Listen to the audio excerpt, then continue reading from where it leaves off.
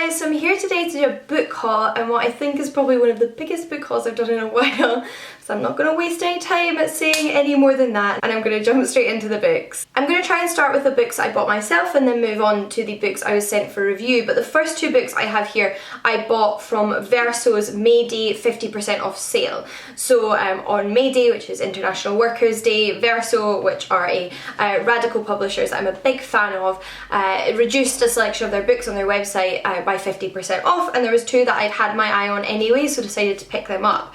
The first one is the Socialist Manifesto, The Case for Radical Politics in an Era of Extreme Inequality by Bhaskar Sankara. I believe this book traces sort of the history of some of the major points in the development of socialist theory and the enactment of socialism in history, and what socialism means today and what socialism could be today in the 21st century. I've seen it recommended by authors and personalities like Owen Jones, who's someone whose journalism and books I greatly admire, so I figured if he liked this book then I would probably like this book. And I'm also hoping it might be a book that I can recommend to other people as a good introduction to this topic and its relevance to today. So I'm going to read this one very soon, and equally is one that I am already in the process of reading. I may have finished it by the time this video goes up, and that is Feminism for the 99%, a Manifesto by Cinzia Arruza, Titha Bhattacharya and Nancy Fraser. So this is what the title suggests. It's a manifesto, so it's laying out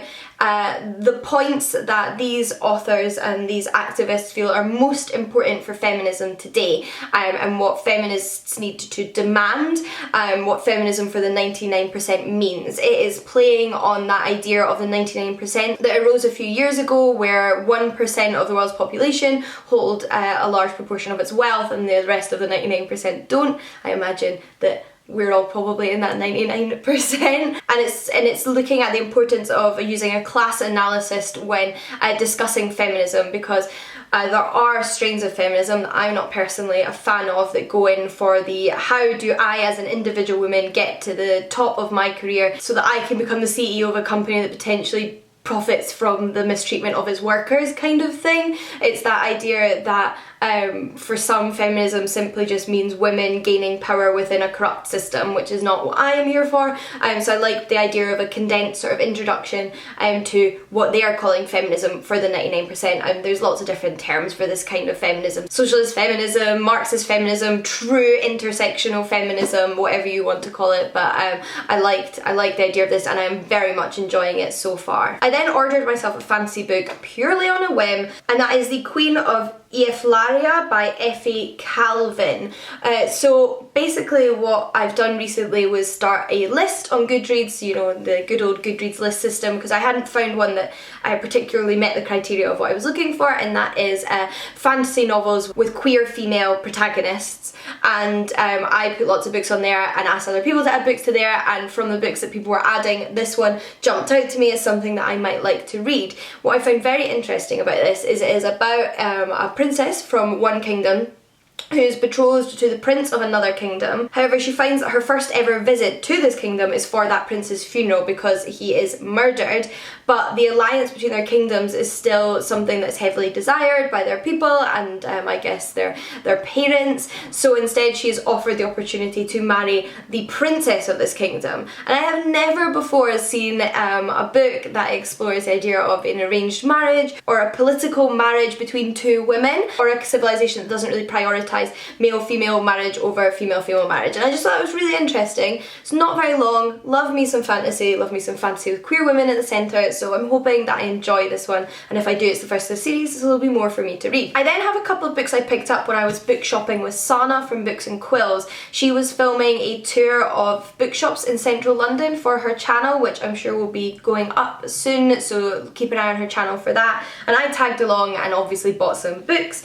So the first one of those is A Kata Warrior by Nnedi Okorafor. I picked this up in Forbidden Planet, and it is the sequel in the geology series that begins with A Kata Witch. It is a young adult fantasy novel series set in Nigeria, and it follows our protagonist Sunny, who is an albino girl who grew up most of her early life in the United States, but her parents and her family and her have moved back to Nigeria, and when she is there she realises that she has an affinity for witchcraft witchcraft, and she starts training as a witch alongside some other young people in her community, but at the same time there's also a serial killer out there on the loose, and it is such fun, and I've been really wanting to read the sequel for a while now, so I'm really pleased to have a copy.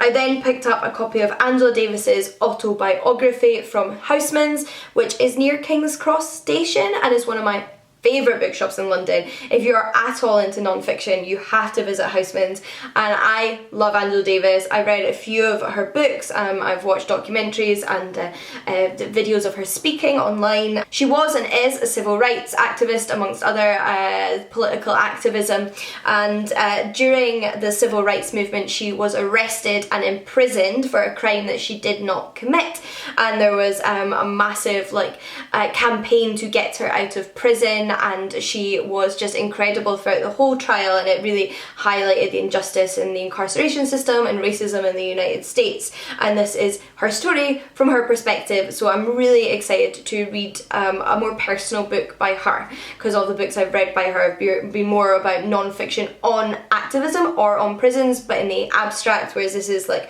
her life. I then picked myself up one more book reduced online, and that was The Witchlanders by Rena Coakley. This is about a mountain coven of witches who pray to a goddess, but people outside of their community don't believe that they're real, or that their power is real, or their religion or their witchcraft is real, and a young man named Ryder has decided that he is going to go and prove this. So I think this is set in a fantasy world, but I'm not 100% sure. Regardless, I'm interested in reading more books with witches at the centre, so hopefully I will enjoy this. I then picked up The Fairy Tale Museum by Susanna M. Smith. Before I move into the books I was sent for review, however, I was given a second-hand copy of Sula by Toni Morrison by a family friend who had picked us up in a charity shop when I was with her, and I said I'd be interested in reading it once she had read it, so she's passed it along to me. I've never read any Toni Morrison, but I only hear incredible things. This is about two young black girls who grow up together, who are very close, but then their lives go in different directions,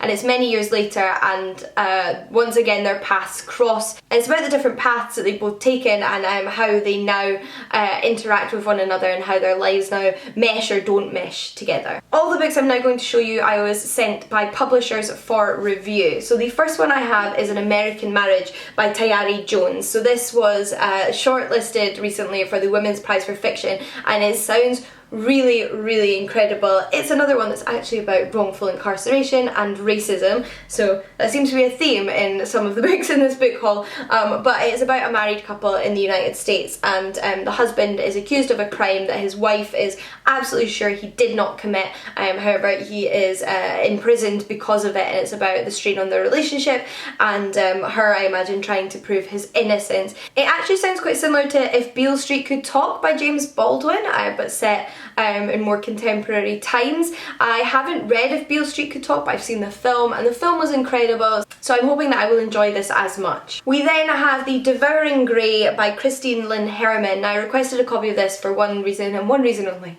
and that is because it has been compared numerous times by numerous people to Stranger Things. Now, I take any comparison like that lightly. I like to read books and appreciate them for their own merit, however that did intrigue me because I do like Stranger Things.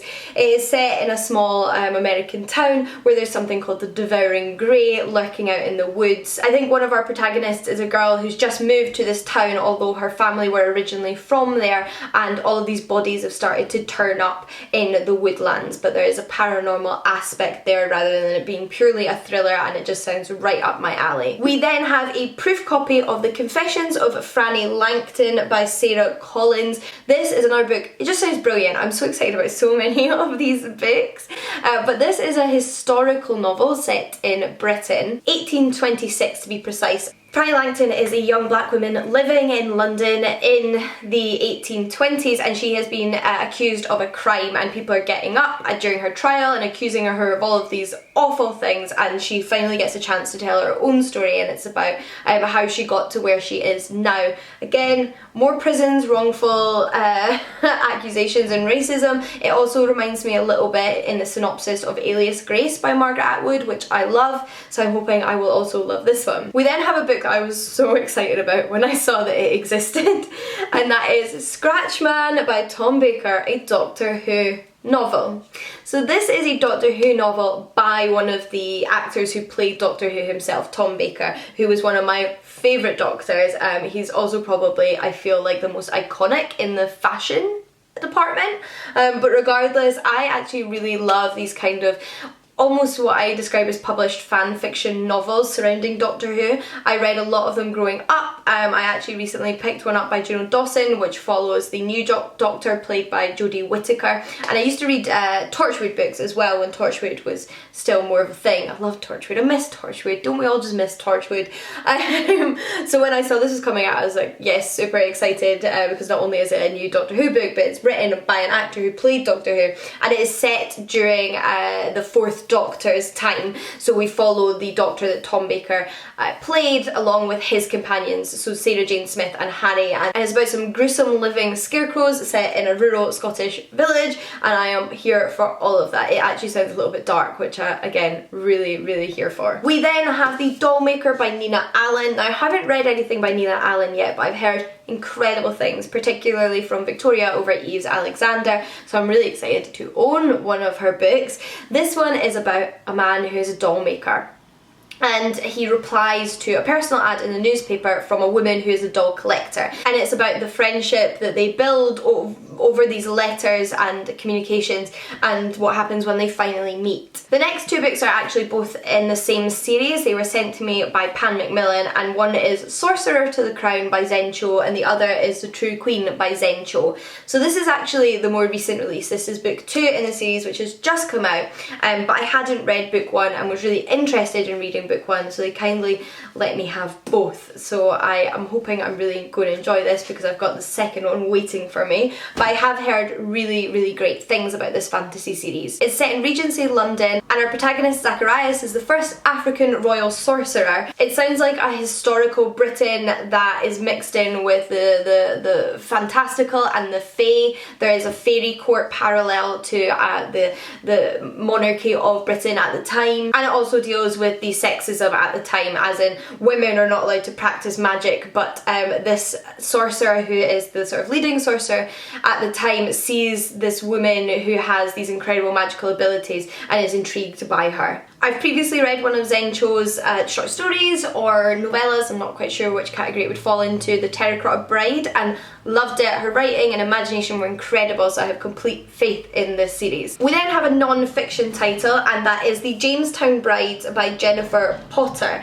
the untold stories of England's maids for Virginia. This is a topic that I know nothing about, but as soon as I read the back of this book, I knew I needed a copy because it sounds so interesting. So in 1621, the Virginia Company in America put out a call essentially for mail order brides from the United Kingdom, so 50 odd young women from Britain travel over to America in order to become wives to planters in the colonies of the US, and it's about why these women took up that offer, why they chose to move over there, and their experiences of what happened to them. So this is non-fiction, and it's not something I've heard much about before, but it sounds incredibly interesting and something I think I'm going to really enjoy learning about. We then have a science fiction novel, and that is A Memory Called Empire by Arkady Martin. So this one's set in a good old space empire, and it's about an ambassador who travels to the capital of this empire only to find out that her predecessor has been murdered, which also means that she too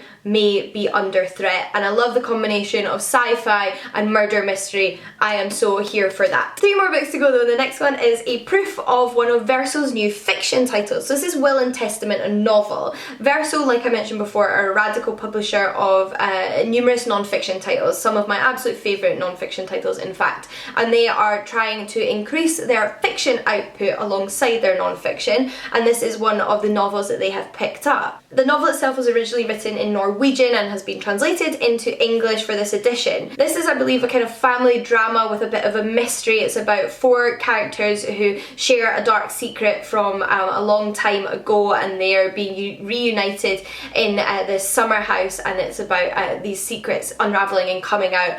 But I am so intrigued to see what kind of fiction Verso has decided to pick up, because I think they're an incredible non-fiction publisher, so I'm just pretty much excited to read whatever they've decided to publish, and I'm hoping I'm going to love this one. We then have a collection of poetry, and that is Whereas by Leigh Long Soldier. So the author is both a US citizen and a citizen of the Oglala Lakota Nation, so she is from a Native American background, and in her poetry she explores her relationships with the different sides of her culture and her experience growing up in the US. And from the poems I've flicked through so far, it looks like a poetry collection I'm going to really enjoy. And lastly, we have Half of a Yellow Sun by Chimamanda Ngozi Adichie. I confess I've never read any of Chimamanda Ngozi Adichie's fiction. I've read her small non-fiction books, but it is her fiction that garners the most praise and that my friends are constantly recommending to me, so I'm kind of appalled that I haven't read anything by her yet. But Fourth Estate published this lovely new edition of one of her more popular novels, so I am looking forward to finally getting to it. It's set in 1960s Nigeria and is about three characters from very different backgrounds